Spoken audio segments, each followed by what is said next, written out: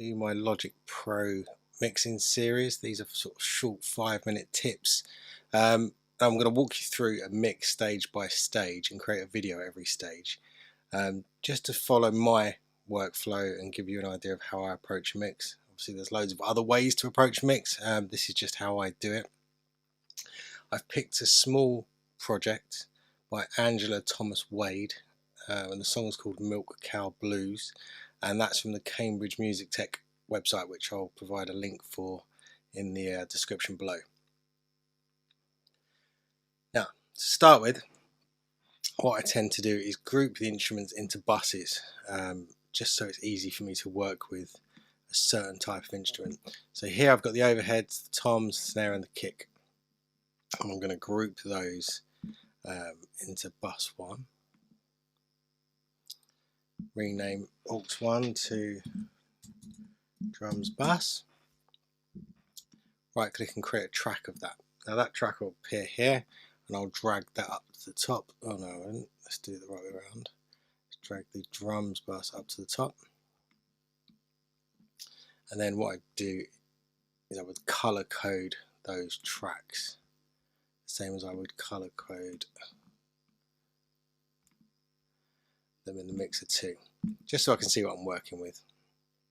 Now the output of that drums bus I'm going to send to a kind of overall music bus, and I use that so that I can just change the level of the music against the vocals, just for a final balance if I need to. I can also use those to sidechain other plugins, but we'll talk about that as the mix progresses. So I do the same for bass. Now with the bass track, at the moment you might think, well, there's only one bass track and that's fine.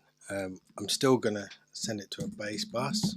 I'm going to create that, right click, create track. Again, move that there, provide some separation between the drums and the bass. Color code those, quite liking that blue.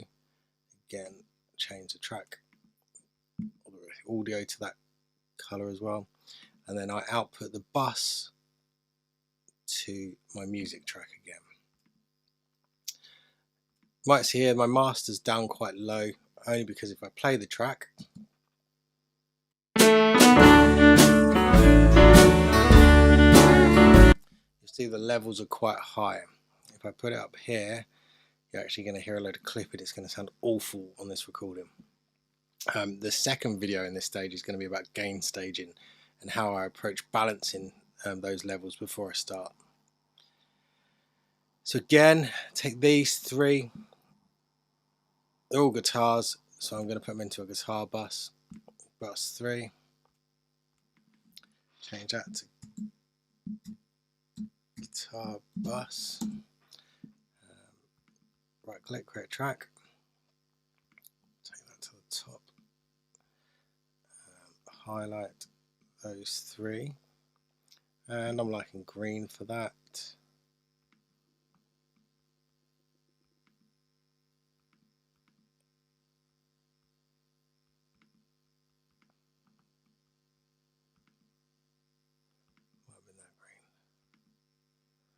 There you go.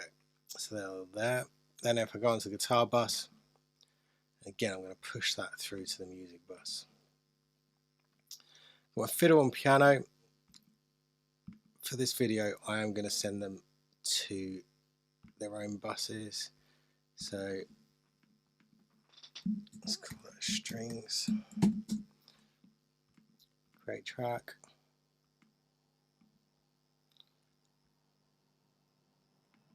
strings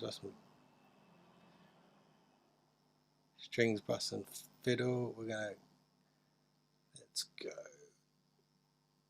yellow on those, yellow there, and I'm going to put that strings bus out to the music. Piano, running out of colours, so let's go with orange.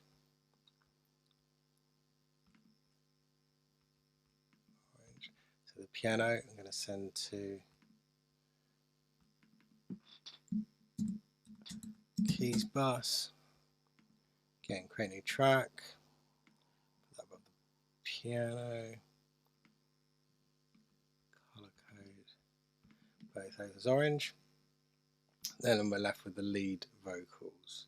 So lead vocals. I'm just going to go with the purple. It stands out.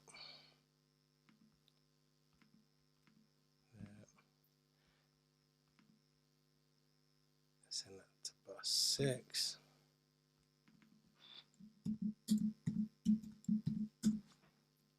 Create track.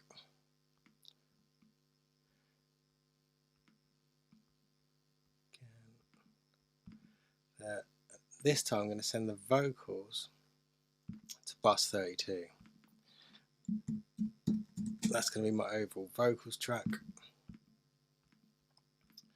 Now, what we should have, sorry, the keys bus I never sent to music, so let's do that. Just check these. So bus 1 to 31, bus 2 to 31, bus 3 to 31, bus 4 to 31, bus 5 to 31, bus 6 to 32, which is our vocals. I can't spell.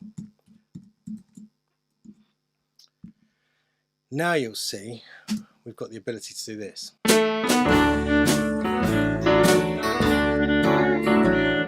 So I can just mute my drums if I need to.